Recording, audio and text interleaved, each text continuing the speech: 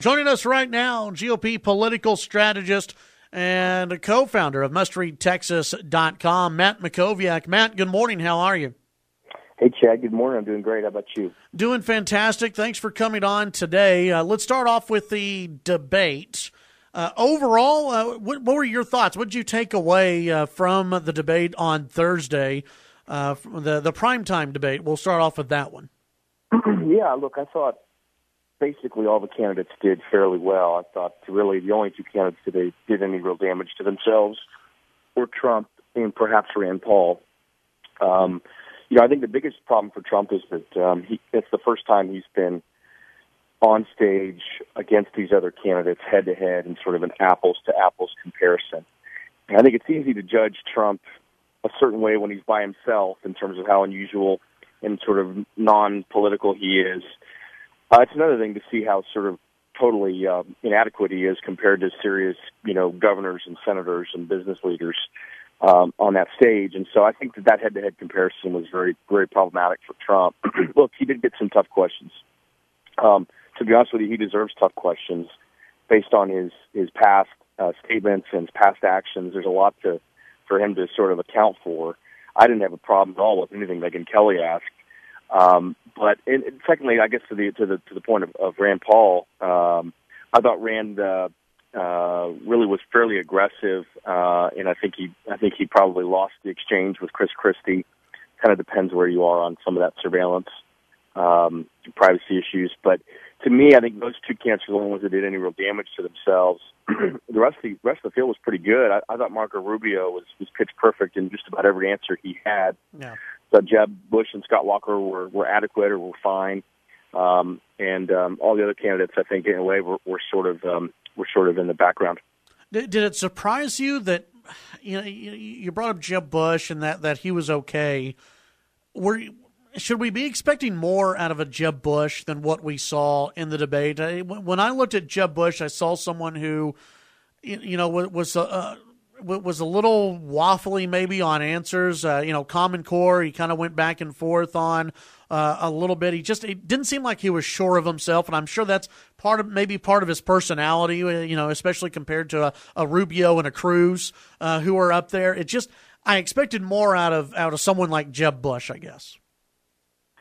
Yeah, and honestly, that's kind of been a theme that's been consistent almost the whole campaign. Jeb has been a little bit uneven. He's created some problems for himself with a couple things he said.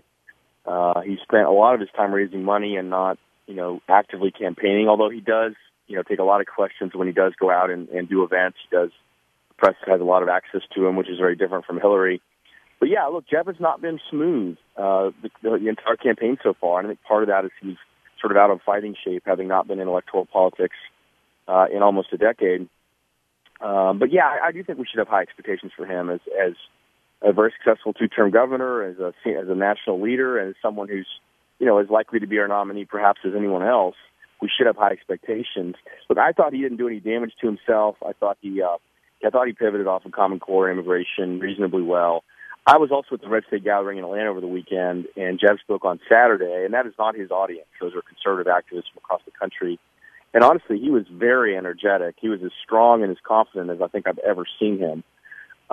Really talked about his life position in Florida and his record in Florida, handled tough questions, and ended with a standing ovation, which I think, again, is fairly unusual for sort of more of an establishment candidate. So I don't know if he was nervous. It's a little bit hard to answer tough questions in a 60-second, time period with the hot lights on you, standing up at a podium. Again, I thought Jeb did fine. Keep in mind, the first rule of debates, particularly when you're a front runner, is to do no harm. I thought Jeb, Walker, and Rubio certainly did no harm. So at some level, they sort of achieved their objective. Sure, absolutely. Yeah, from everything I heard about the Red State Gathering and Jeb Bush, he might have had a better performance at Red State than he did in the debate. I mean, ending with a standing ovation, like you said, at Red State Gathering, that's a big deal for Jeb Bush. Carly Fiorina in the early debate, do you agree with just about everybody else who says that Carly Fiorina was the rock star in that one? No question. But, I've been privileged to see Carly speak a few times now at private gatherings among conservatives, and this is sort of the most predictable result, imaginable if you've seen Carly. I mean, she is absolutely on fire all the time. She is extremely skillful at choosing the right word at the right moment. She doesn't hesitate at all. She's very, very confident and articulate, and I think really quite courageous. If you want to doubt anything about Carly Fiorina, I'd give you two things to think about. One is she was unapologetically pro-life and running for the United States Senate in California, something that you rarely see among Republicans in California. Now, she lost by 10 points when she ran that race, but she outperformed the gubernatorial candidate. And so I think that tells you a lot about her principles. But even more than that, she's the only person in our race, and maybe the only person in America who can say she was CEO of a Fortune 20 company, she beat breast cancer, and she buried a child, all in the space of 5 or 10 years.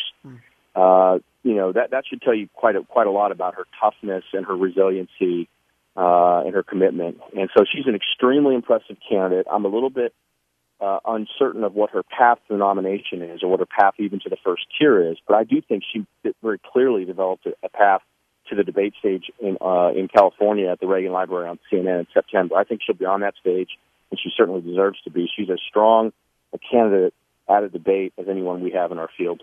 What were your thoughts on another candidate, really, has not gotten any press after the debate, but Rick Perry? Yeah, Perry. I mean, look, I thought Perry did really well. There was a little bit of a sort of joking on social media about him saying, mispronouncing Ronald Reagan's name or something like that, which his team denies. I think that's not a big deal at all. Watching that debate, it was a totally different Perry than we saw in 2012. I mean, he was also very confident, demonstrative, wasn't halting in his speech, wasn't looking for the right word. I mean, he was really, really strong. And I think he would have been strong given that performance if he'd been on the main primetime debate stage. I also think there probably would have been, an interesting back and forth between him and Trump, and it's kind of a shame we didn't get a chance to see that head-to-head. But yeah, look, I think Perry did well. Fiorina is kind of overshadowing him, but I do think he put away the oops moment, erased that for a lot of people. You got to remember, I mean, the audience that they had for the earlier debate was 6 million people. That's larger than any other debate, except I think with one exception in Republican primary political history. So that was a huge audience. And I think for the people that tuned in, they saw a different Perry. They also saw Carly Fiorina, who was very impressive. Now, when you consider the other debate, it had 24 million people watching, the highest audience for any non-sports program on cable history. That's an audience 4 times that size. So, keep in mind, 4 times as many people saw all 10 of those candidates as they saw Carly Fiorina and Rick Perry. And if you think about the coverage over the past 2 or 3 days, it's been Carly that's been getting the attention on the undercard, not Perry. Right. Let's see. Before we let you go, Matt, tell us what's on mustreadtexas.com this morning, and also it's always hard to predict polls, but if you think anything will change in the polls in the next few days.